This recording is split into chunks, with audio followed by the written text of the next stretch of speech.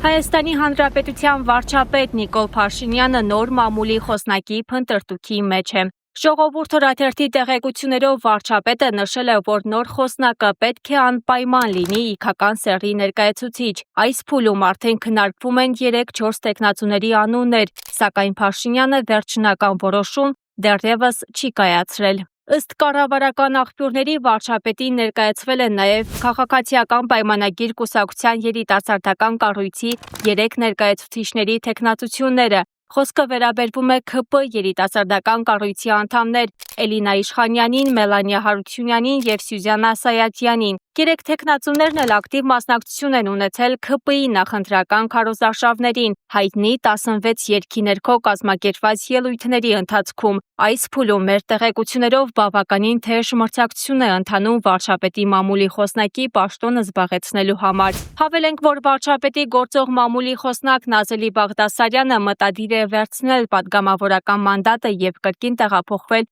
օրենսդիր, շարունակելով իր գործունեությունը ազգային ժողովում։